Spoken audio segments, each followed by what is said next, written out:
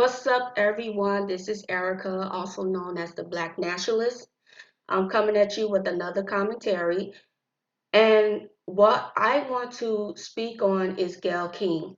Now, I know that everyone has, watched that interview, that despicable interview as to her trying her best to put a stain on Kobe Bryant's legacy.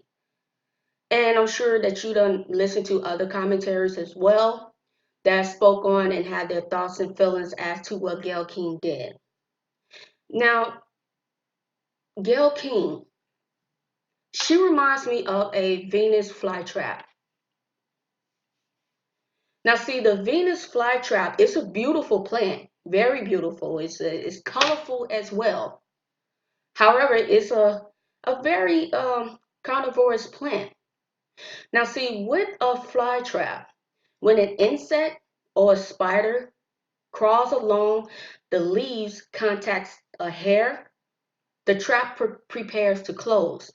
And this usually takes about 20 seconds on the first strike. And it triggers 1/10 of the insect within contact, and therefore it starts to digest that insect or that spider.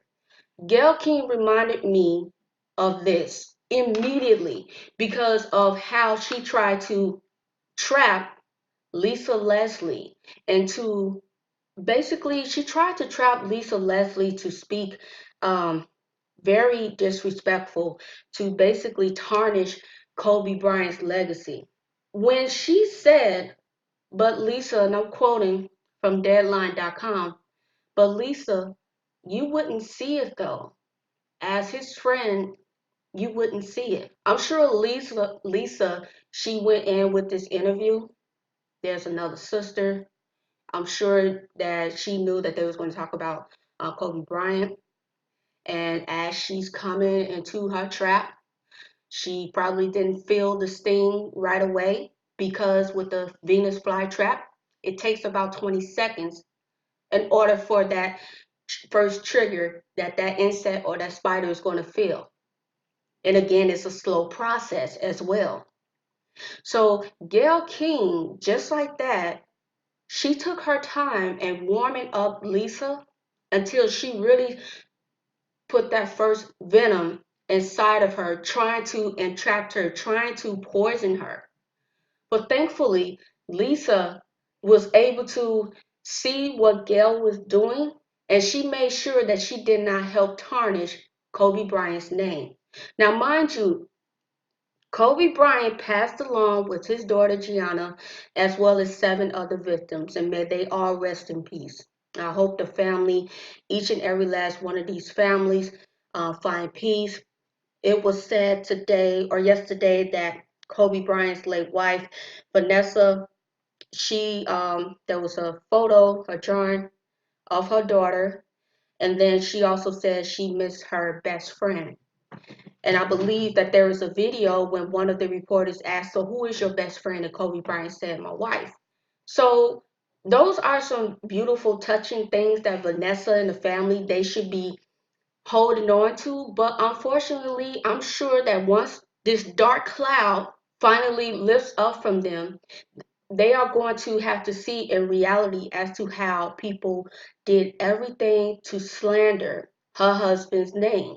White woman with their venom, they couldn't even allow Kobe Bryant body to cool off from the fire or whatever may have happened. I don't want to speculate. But they couldn't even wait. They immediately said this rapist, even though the courts have proven that Kobe Bryant did not rape this woman. It does not matter if there's a video that is showing that a black man did not rape a white woman. His name is still, somebody is still going to say, oh, he's a rapist.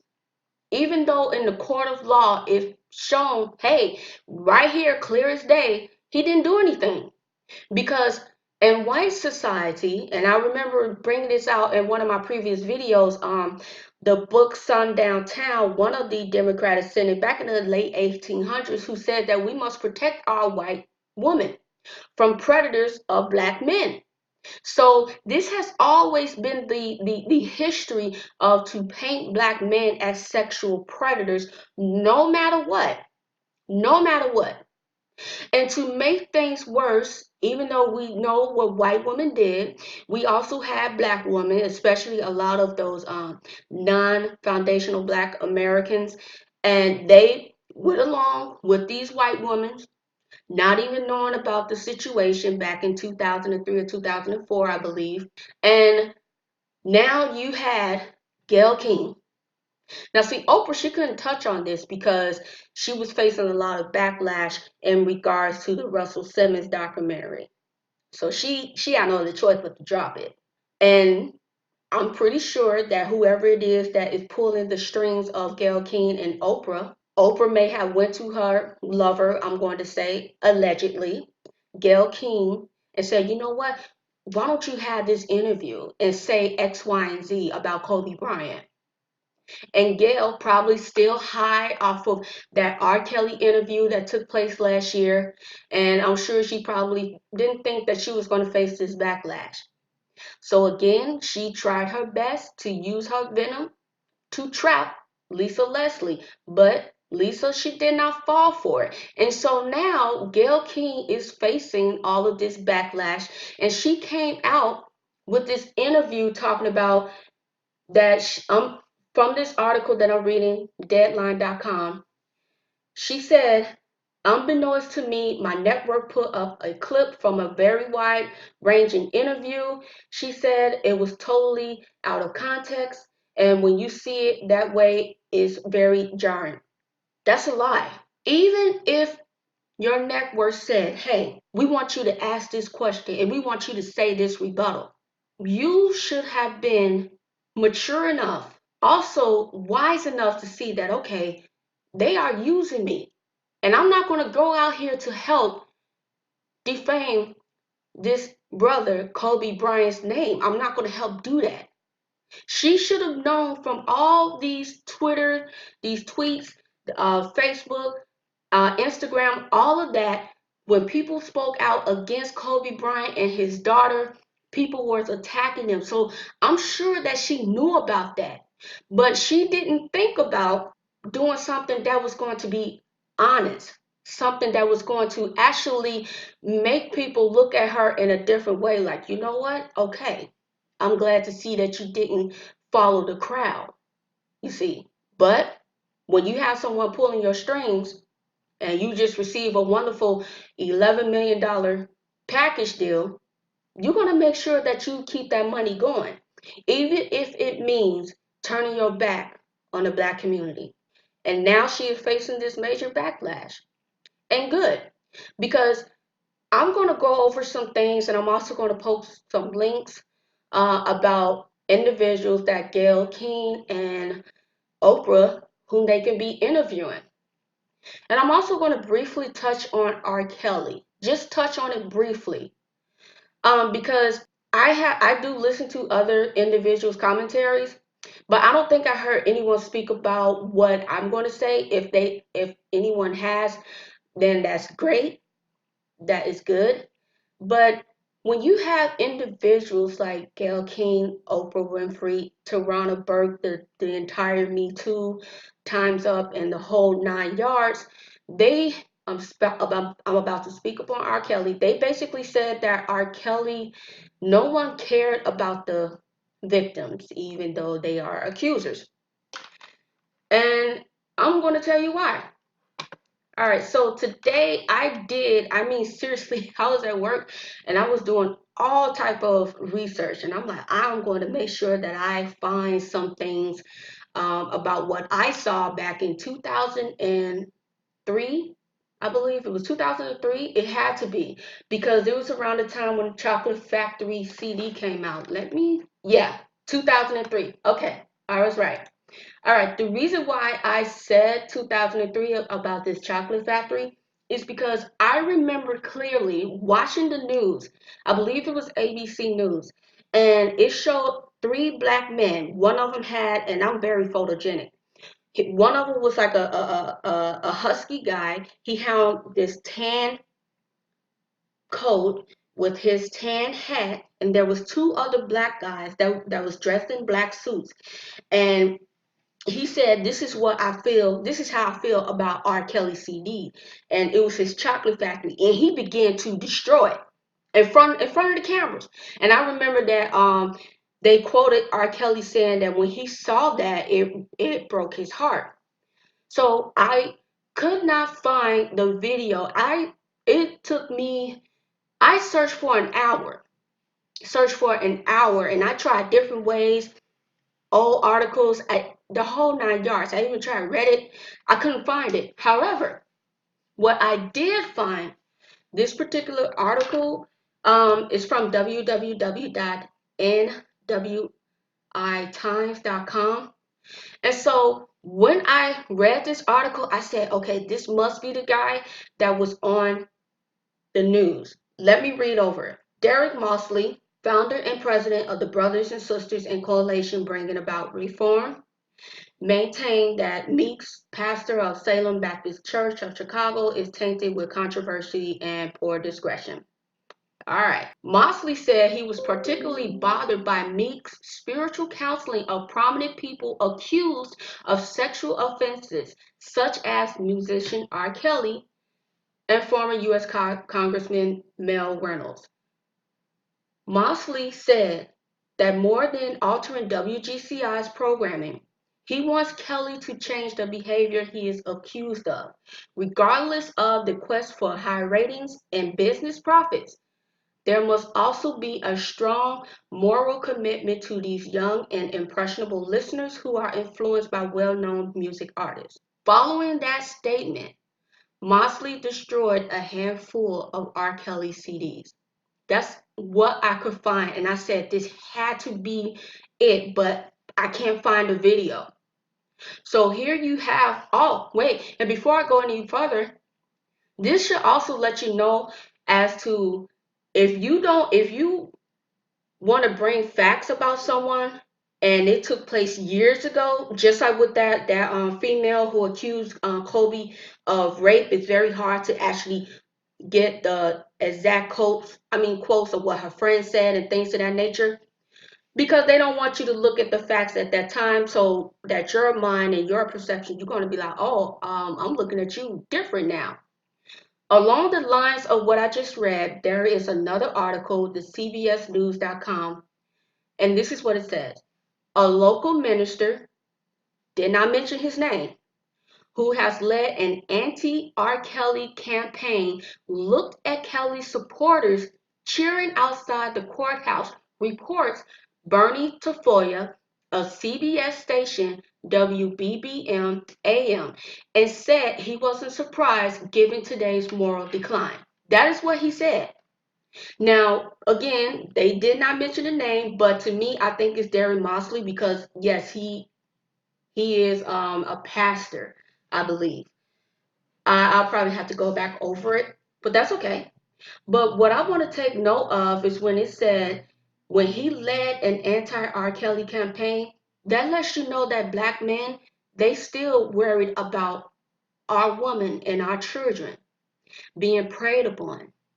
But when you have Gayle King, Oprah, Tarana Burke, and they all said that nobody was concerned about those girls, 2003, 2004, you have black men that was out here protecting. You have black men that was protesting, and how black women were angry.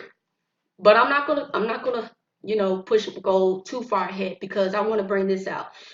After the anti R. Kelly campaign, he looked at Kelly's supporters cheering outside the courthouse. There's this article, the Chicago Tribune.com, 2004, August 23rd. Of course, like I said, I'm going to post these links so that you can look for it. Here's what the article says. Album sales and the encouraging words posted on many R. Kelly message boards reflect the support that the star's fans have maintained throughout the scandals. Here's one quote. I don't believe all of those things the news is saying about you. I am on your side, baby! Exclamation mark. A fan posted on www.djlink.com. Here's another quote. you are going to be acquitted of all those charges. I know you wouldn't, I'm sorry, I know you couldn't have done those things they are accusing you of. Well, another on www.celebstation.org. How can you go against, how can you go, I'm lost for words right now, but I shouldn't be. The reason being is because R. Kelly, of course, he was talking about sex, and we know sex sells.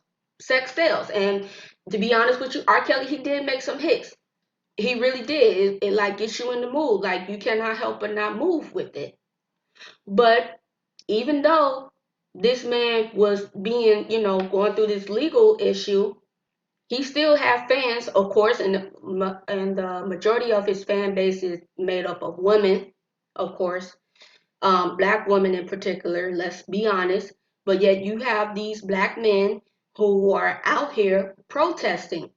And I am going to now show you the pictures. You have this young lady in a red jacket.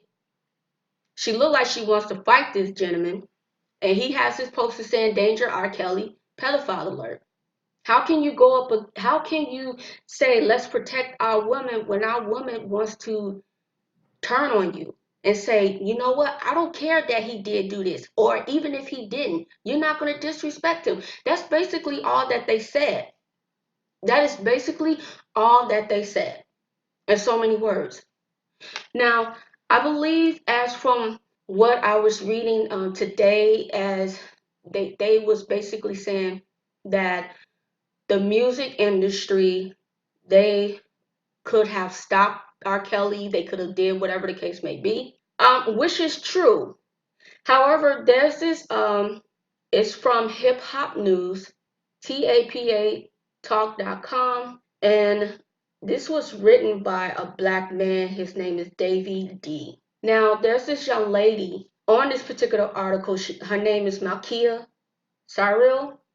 She talked about the role corporate media plays in pushing forth a money-making agenda, even if it causes harm to the audience and communities that they are supposed to serve.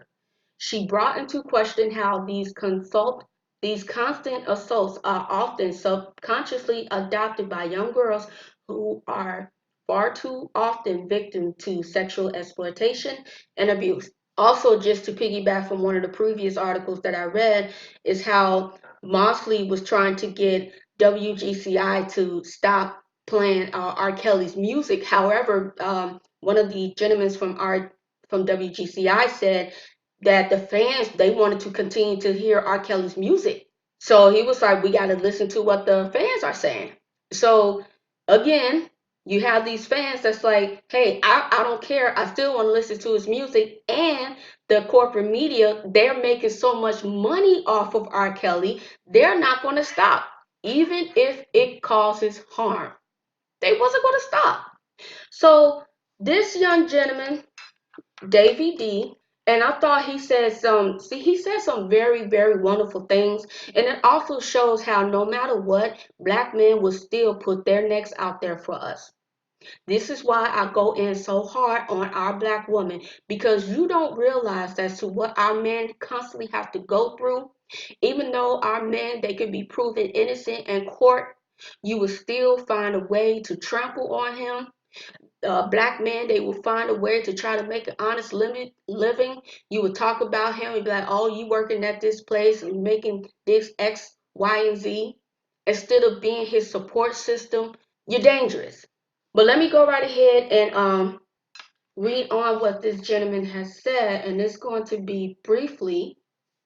He said, we recognize the absolute necessity for black men to speak in a single, unified voice and state something that should be absolutely obvious, that the women of our community are full human beings, that we cannot and will not tolerate the poisonous hatred of women that has already damaged our families, relationships, and culture.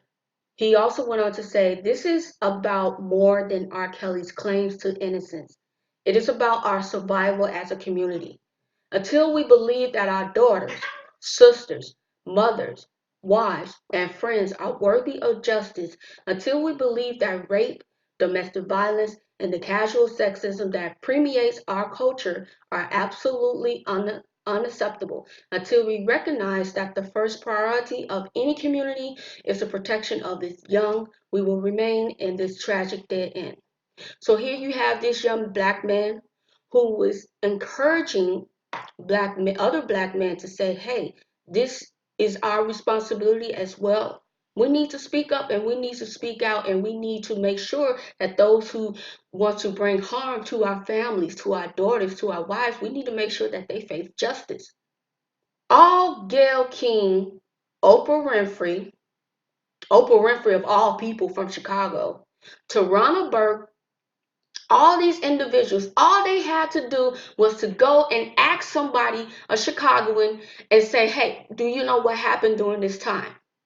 That lets me know that they purposely did not want to bring all this information to show that black men did speak up. Black men, they were out there protesting. Where do you think Aaron McGruger got that cartoon idea from? It legit took place.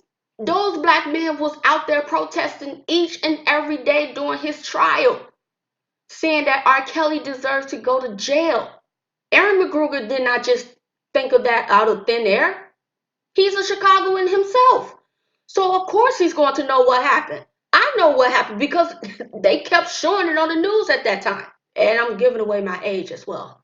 So these individuals, these agents, these diabolical, toxic femininity, these black women that obviously have a deep hatred, deep-seated hatred for black men, they just want to ignore the obvious and continue to push that narrative that white society says about black men, how they are sexual predators. But black men continues to fight for us. They continue to fight for us, even though society, by the minute that black child, that black boy is born, he's already condemned to death or to prison. That's it. Now you may have some that say, well, Oprah, she was sexually assaulted. Gayle King, her husband cheated on her or something to that effect. And Tarana Burke, I think she said in one of her Ebony interviews is that she saw a young girl in high school was getting in a car with a guy who was older than her, and she said she wanted to stop her, but she didn't. And so that what made her do during the MySpace the Me Too thing. And some would try to say that that's a good reason for them to go after black men. Now, I will tell you this: yes, every man who is a pedophile, a rapist, yes, he belongs in jail. It doesn't matter what race you are. Me, personally, I was molested when I was 5 years old by my babysitter, her son. I clearly remember I was in the living room. This is right there on Cermak, and I don't know why I can't think of the intersection, but it was on Cermak. And anyway, I remember because he had on this. He was a big guy too. He was fat. He had on this black T-shirt. And what I do remember, it was during the day after school, and he told me to lie down on my back, and then he was on top of me, and I felt him. He was just humping me, and I was just, of course, in shock because I'm like 5 years old. And I'm like, what in the world is he doing? But that was the last time that that woman babysat me because my mom said she didn't like the woman. She felt uncomfortable or something like that. Um, The next time I was molested was when I was 6. It was by a family friend. My family grew up with his family, and their parents grew up with their parents as well. They lived over there on 63rd because they lived not too far from the Green Line. And they're in the house. Basically, you have to, the stairs, they curve in order for you to get inside their house. And when you go inside the house, you have the foyer. Then you go to the left, you have like this little extra den living area. And then when you go forward, you have their dining room. And you go to the left again, there's a bedroom. To the right, there was another bedroom. And then when you walk back, there's a kitchen. But then to the right, there's like the area where the TV and all of that stuff, where you can be at. Well, this particular evening, while my brother wasn't even born yet. Um, my parents, and they was playing Uno with them. His name is Dimitri, and he was married as well. He was married. So anyway, I was in that area where they had the TV, they had the toys and stuff like that, and I was just minding my business, just playing. And this was late, like late in the evening, because you playing Uno, you having a good time. I'll never forget. He stood right there in the doorway. He had on khaki pants. He had on what you call one of those I don't know why I can't think of, like one of those polo shirts. However, it was tan, it was blue, and then you had green little stripes in between. And he had on some, them little loafers. That's what he had on. And then I looked up and I saw him and I was like, hey, how you doing? And then he said, hey, why don't you lay down on your back? I want to do something. And I was like, oh, okay, because I trust him. I knew him. Um, he began to get on top of me. And I felt his nature as well. And I remember saying, would you please get up? Or is my father going to come in here? And he said, no, he's not. So he got up and, he was like, hey, yeah, just laughing, like, oh, yeah, I'm in the kitchen, because the kitchen was right across the way. And all I could do was just remain stuck on my back. And then he came back and did it again. And it felt a very long time. And then I said, could you please get off of me? Why are you doing this? He said, how does it feel? I said, please get off of me. And he did the same exact thing. He went in there, like, have a little small chat, came back and did it again. And finally, we left. I was traumatized. And ever since then, he had this particular smile, and I always hated it. The following week, we went over their house. They had a gathering, and I did not want to be around. So I went into, like I mentioned, when you go inside their house and you go to the left, and there was like this den or whatever. And I sat down on the couch. My mom, she was in the dining room with other friends and so forth. And I just went to sit down. He literally came over, sat right next to me, put his hand on my left thigh. I immediately got up and I went to my mom. My mom was like, girl, what's wrong with you? I couldn't say anything. And all I did was remain around my mom. That's what made me get so attached to being up under my mom. And I wish I had said something early, but I didn't. By the time I said something, I was 21. And my sister, she had something very bad happen to her. I'm not going to mention that, but even though those situations took place, I'm not going to go out here on a jihad against black men, because I know not all black men are this way. I'm not going to sit up and to say that, oh, because of those incidents, that every black man has to be this way. Black men are just, all they think about is just sex, sex, sex, and they don't care how they get it. They don't care how they're going to harm. No, because at the end of the day, I know that we need our black men, and I know that we are some damaged people. Let's be honest, we are some damaged individuals. So I cannot see myself partaking in this anti-black campaign, black man campaign that is happening. You want to know why? Because if I partake in this, what makes you think that white society is not going to turn on me as a black woman? We see how hard they are going after black men. What makes you think that they're not going to go hard on us? There's already, you have, I wish I would have screenshot, but there's this white woman who tweeted, she gave some ridiculous word as to how saying if you call white women white feminist racist and you're racist yourself, some nonsense like that. White women are starting to turn on black women. So again, it makes no sense for me to just label all black men and condemn them because of the action of a few. It makes absolutely no sense at all. Yes, I had, when I was 8, I was diagnosed with severe depression. First medication was Prozac. And I used to have to go to see a psychiatrist twice a week. And I was like that for a good while.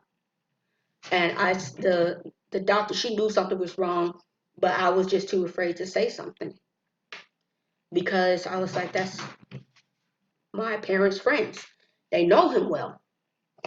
But anyway, going back to what I was saying, Gayle, Oprah, the other ladies who went through some things with black men earlier in their life, they're trying to use that as a tool to just attack black men who allegedly did something. Or even if the court still found them not guilty, they're still bringing them up. Like with the case with R. Kelly.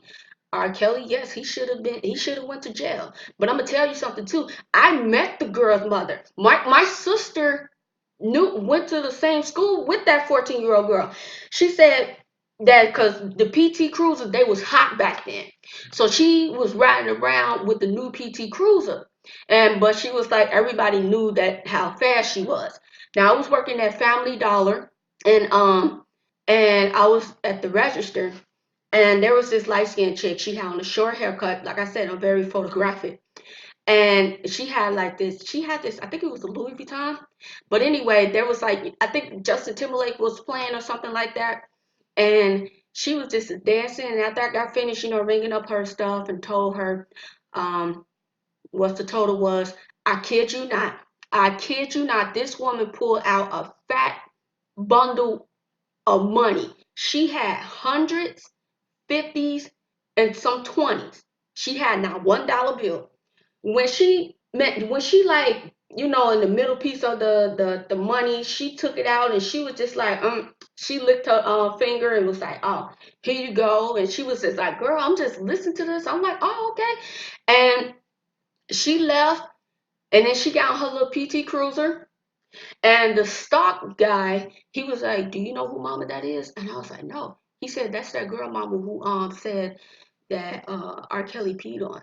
And I said, are you serious? And then the team lead, she came up and she was like, that is her. And so I was like, man, I was like, how come I couldn't, just go out and just see the car and everything? But anyway, I said that because just like what I just read about R. Kelly's fans, these mothers and fathers, they was pimping their daughters to R. Kelly. And so now that the well is dried up, now they want to go and say R. Kelly did X, Y, and Z to them. And that no one was trying to protect them when I just read to you, yes, black men were out here doing everything to protect and was doing everything to try to get this man in prison. But since he was acquitted, hey, what you gonna do? You cannot charge him when the witness said, no, that's not me in the video. Now, since we talked about that, there are some individuals that Gayle, Keen, and Oprah Winfrey, as to who they can interview. They're victims. And I do mean they're legit victims. Number one, Matt Lauer from the Today Show. And this is from the November 2017 article. And the network said on November 29th, a detailed complaint from a colleague about Laura's behavior and had reason to believe that this may not have been an isolated incident, inappropriate sexual behavior. I want to know how come they're not interviewing the victims, because Me Too, Time's Up, Oprah, Gayle, they're all about interviewing the victims. They're all about that. They want to hear the victim's side, and they want to make sure that others can listen to them and say, you know what, don't be afraid, speak out. But we're not seeing that. There's another gentleman, Danny Matterson, some country singer. He was accused of rape by four women in March 2017. One victim, Chrissy Bixler, dated the 41-year-old actor for 6 years and claims he had sex while she was unconscious at least twice. June 7, 2017, Danny presents the award for Collaborative Video of the Year at the Country Music Awards. Okay, so March 17, he was accused of rape by four women. 3 months later, this man was presented an award at the CMT Music Awards. Where they do that at? You being accused of rape, and yet you over here doing something that's high prestige? Okay. Charlie Rose, everyone is talking about him. He made unwanted sexual advances against 8 women, including lewd phone calls, walking around naked in women's presence, or groping their breasts, buttocks, or genital areas. The women were employees or aspired to work for roles that the Charlie Rose show from the late 1980s to as recent as 2011, and ranged in age from 21 to 37 at the time. And we all know, like, hey, I apologize and let's move on. And this is the friend, I believe, or someone who's closely attached to Gayle King. Others have spoke about this. I didn't want to get too much into details, but obviously she was lax when it came to this. She was very lax. She wasn't as hard and firm as she was with R. Kelly, and she wasn't trying to entrap Mr. Charlie Rose like she tried to entrap Lisa. I'm sorry. Here's another individual that Oprah and Gayle can interview. Ryan Seacrest, a former wardrobe stylist, claimed that Ryan Seacrest behaved inappropriately when he hosted the show. I believe he is still working, if I'm not mistaken. Richard Dreyfuss, I may be mispronouncing his name. He is an Oscar winner, is accused of inappropriate sexual conduct, allegedly harassing writer Jessica Tiff over 2 to 3 years while she was working on a show he was producing. She said, he created a very hostile work environment where I felt sexualized, objectified, and unsafe. Now, Richard said he does recall flirting with her, but he denies assaulting her. However, this gentleman, he is still, walking around free. No one is dragging his name. The Me Too, the Time's Up, and all the other type jazz, they're not trying to chase down the victims. But yeah, Tarana, she said, when is it my job to go after white men? Yeah. Here's someone else. We all know about this guy, Kevin Spacey, a two-time Oscar winner who was fired from the House of Cards after being accused of making sexual advances towards fellow actor Anthony Rapp when he was 14 years old and Spacey was 26 at the time. Now, it also made mention in this article where I got this from, several other men have also came forth with accusation against Spacey, including former House of Cards crew members, filmmaker Tony Montana, actor Rob Cavazos, and Richard. Here's a trip. Richard Dreyfuss' son, Harry Dreyfuss. Now, I just went off and read off of Richard Dreyfuss, of him being accused of sexual assault. Karma hit him when Kevin Spacey was over here doing some little things with his son. Why isn't that being discussed? I just want to know, why isn't that being discussed? You would think that this man will be like, look, you sexually assaulted my son. You did this to my son. I'm going to speak out against you. I'm going to make sure that everybody knows what you did. But he's quiet. So that lets you know that white people have no problem sacrificing their people in order to maintain power. What father will find out that his son was sexually assaulted by someone that he obviously worked with and not say anything. But I think the reason why he couldn't say anything is because he was accused of sexual assault as well. Wow. Hollywood is a cesspool of deviant behaviors. There's another one that Gayle and Oprah can interview. Jeremy Piven, CBS, was investigating a sexual harassment allegation against him, who was on the Wisdom of the Crowd TV series. Actress and reality star Ariane Bellamar accused the former Entourage star of groping her breast and bottom on 2 occasions. And he has been since accused of assaulting 2 more women. Again, why isn't these victims being interviewed? How come these men with these allegations, how come they're not being put forth in the front light as well? Another gentleman, everybody knows this guy. Dustin Hoffman, who is an Oscar winner, was accused of sexual harassment by Anne Graham Hunter when she was a 17-year-old intern on the set of 1985 TV movie Death of a Salesman. Now get this, he did apologize. He apologized. So you admitted guilt. Now he's 80 years old and has since been accused of making unwanted advances on genius producer Wendy Wiss. I'm not going to try to pronounce the last name, when she was a playwright in her 20s. All right, so we have this Oscar winner, this well-known Caucasian man who sexually harassed a 17-year-old girl. She's still young, so to me, that's you still a pedophile. He apologized, so you over here admitted guilt. Okay, so again, you have white men that you know that actually done something to their women, but yet you have these 2 boneheads that only wants to go after black men with alleged sexual harassment. One more guy, Roy Price, the head of Amazon's video division, was suspended by the company in October 2017 after Isa Hackett, producer of the Amazon series The Man in the High Castle, accused him of unwanted sexual remarks that were shocking and surreal, repeatedly propositioning her. He quit 5 days later. That's another admit of guilt. The head of Amazon video division.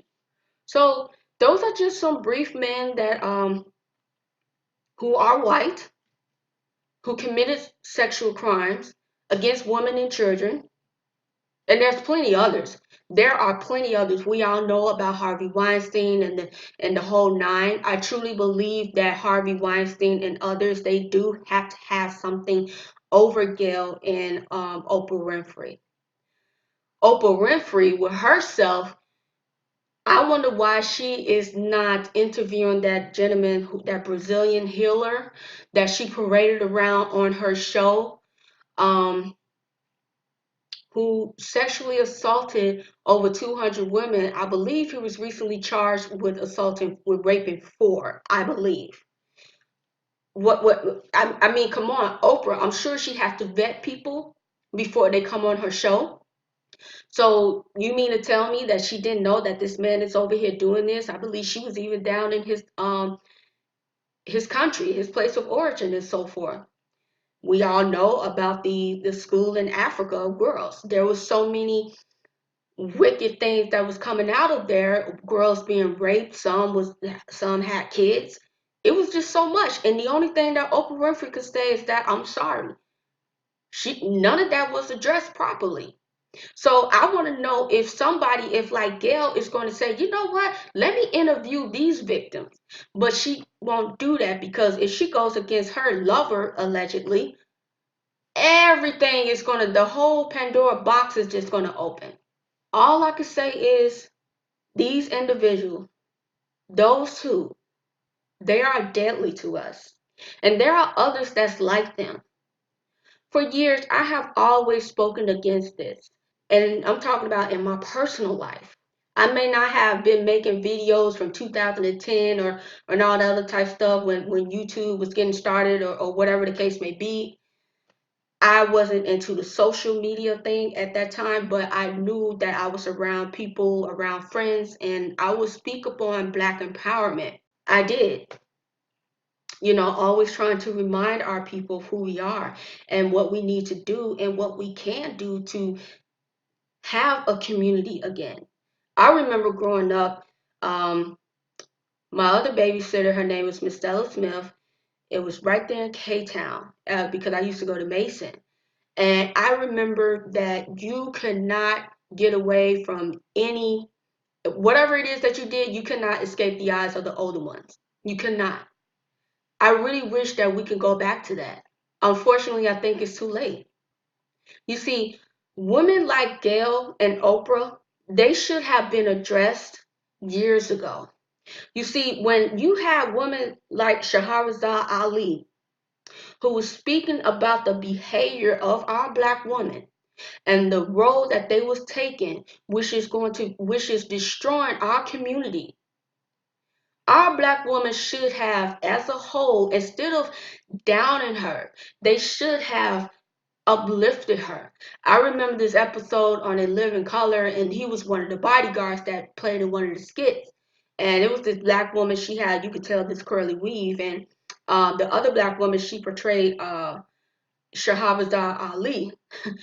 And the Black guy, he was sitting on the couch watching the TV. He was like, yeah, yeah.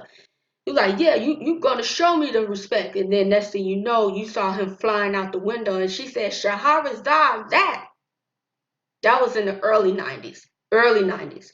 So that lets you know as to how the poison has already affected our women at that time. And it was also around the time with the crack epidemic as well, because we all know of how the government took their place and placing crack into our community, therefore shutting out our men. And I did do a video as to how our men was not being um, trained on doing other things after the industry, the factory and all that shut down. They wasn't trained on how to keep up with the other jobs. But anyway, it basically shut out our Black men from doing other corporate jobs, and the only thing that they could look at doing as a way to bring in money was to sell the drugs. And then our women, at that time, they turned a blind eye to it because they wanted to wear those heavy, thick chains and all that other type of stuff. Our woman was going backwards. Our woman went from being very honorable to dishonorable. Our woman truly went from being honorable, an honorable vessel, to being dishonorable. They're not. You can't really say that I know that there's some bad Black women because there's a lot of good Black women. No. And in our community, a good Black woman is referred to as a unicorn. That shouldn't be. A unicorn? We They don't exist. However, that's what good Black women they are referred to because they're so it's far in between that you can find a good one. But there are so many of the ratchet, the ghetto-ness, the ignorance, the ones who always make music talk about Black man ain't this, Black man ain't that. Always bringing down Black men. But our Black women don't realize you're creating the men that you hate. You want to talk about how our community is violent? Like Shahrazad Ali said in one of her lectures, she said every other group, when you ask them who is the backbone of the community, they say they're men. In our group, we say Black woman is the backbone of our community. And look, our community is violent. When I posted on my Facebook not too long ago, I was walking to Walgreens. And this is around the Christmas break and so forth. I was walking to Walgreens, and right there in that Jeffrey Plaza, I saw these two young boys. They looked no more than like 12 or 13 or something like that. And they was getting ready to fight. But it was these grown Black women that was around. And I remember growing up that when you saw somebody about to get into the fight, somebody in the community, in the neighborhood was like, hey, don't do that. Don't do that. Like, come on, let's try to talk this out. When I saw that, I was like, hey, you guys, I'm like, what's going on? Still having that mentality.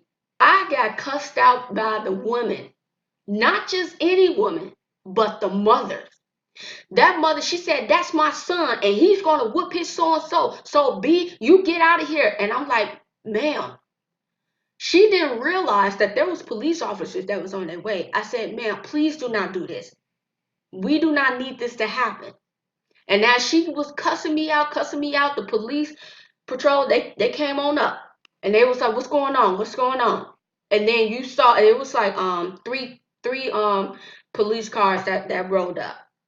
And I said to myself, I walked away and I said to myself, you know, if they was to get into a fight and those police officers came, one of them boys, they could have been shot dead. Because see, the police officers already they already have a disdain for black men. They used to be known as the slave catchers. So of course you give them a reason. You don't have to give them a reason to shoot you, but in order to kill the legacy of having more black children, you wipe them out when they're young. I hope and pray that they did not fight. Afterwards, I do hope that the officers who they did talk to them, and of course the mothers they was cussing them out, and the police officers it looked like they was gonna take them in, but anyway, it just goes back to what Shahrazad Ali said. Our community is violent. See, us women, the word means helper. Our role is to provide nurturer. We are nurturers and we are caring. That's what we're supposed to be doing. However, we are ready to drop it at the drop. We're ready to fight at the drop of a hat. Or we are ready to jam up a black man, put him in jail, the whole 9 yards, and then you cry talking about, oh, I need him at home, but yet you just call the police on him. You call the police on him. You see the confusion. So all of this, it just gave birth to women like Gayle and Oprah, who's in Toronto birth. Their sole purpose is to tear down our black men. We know that the white people, their race is dropping. So the best way is to get your woman to drag you, to make you feel lesser of a man, to emasculate you, and also to promote black men as being homosexuals. I think that's something that I need to talk about. But yeah, that's what I have my take on as far as with Gayle and Oprah. They are some toxic individuals. We as black people should have been nipped them in the bud, especially us in Chicago. We should have been nipped Oprah in the bud to the point that she could not progress to where she is right now. Oprah is she's evil. She is evil. Her main goal is to make sure that she attacks any black celebrity, any black man. And you know what?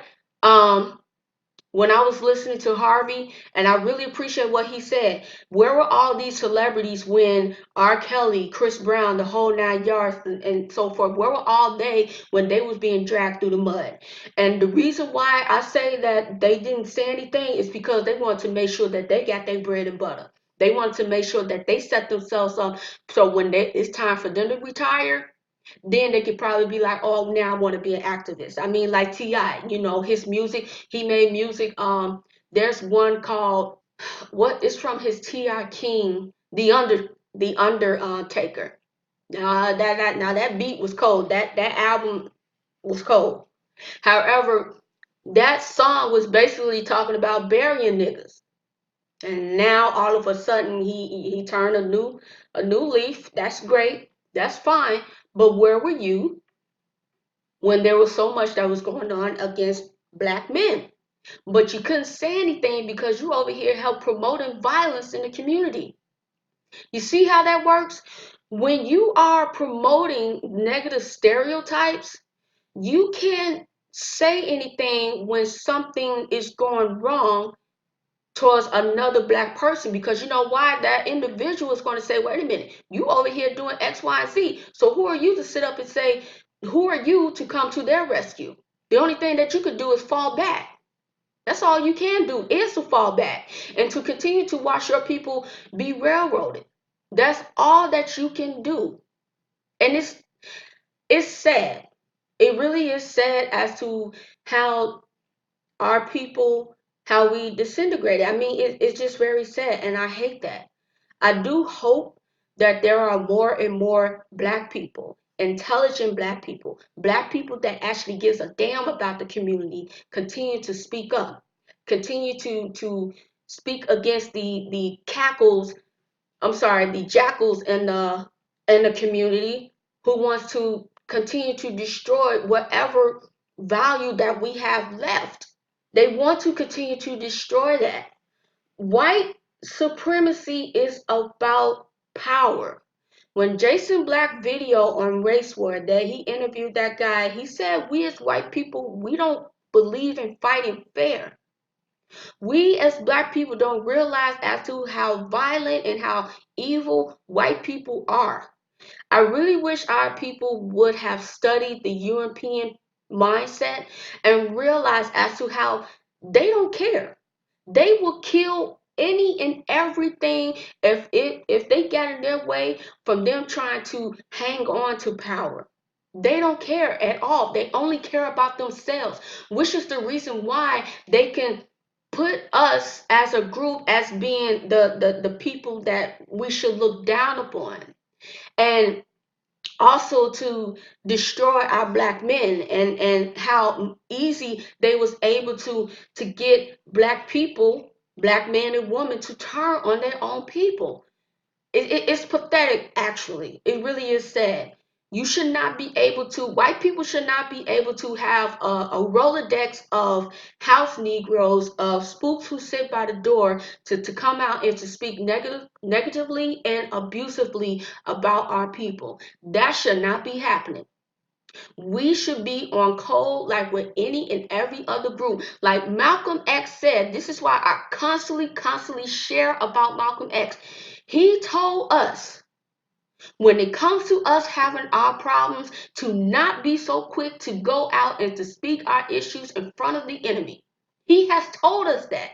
He also told us as to how we should not be looking to celebrities as leaders. He said, when you look at the Jewish community, I think it was in his Berkeley speech interview, and he said, do they place their football players, their baseball players, or something like that as leaders to look up to? No, they don't.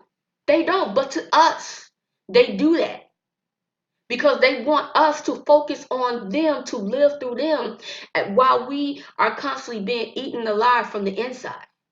We should have adopted the black nationalist ideology. We should have, but we didn't. But we can make a difference now that we have a new generation of black men and women. We can get to that. We just have to be aggressive about protecting ourselves, even if it means going against the grain, even if it means your family turning against you, even if it means that you lose your job. But hey, even if that was to happen, you know what? Maybe you didn't need it. Maybe it's a good time for you to brainstorm so that you can be able to own your own business. You never know. Some good could come out of that. Some good could come out of that. You should never be afraid. Every other group, they're not afraid. You want to know why? Because they are in a position of power. We have to realize that we do have power, but it's not cohesive. It's to destroy us, not to build us together. And I'm very appreciative as to how other commentaries that they are doing so much to help do that, but we need more. We need more. I went over my time. I'm so sleepy, and I do hope that you guys enjoyed it, um, because I did enjoy speaking about it. So I hope everyone have a wonderful evening and that you be blessed.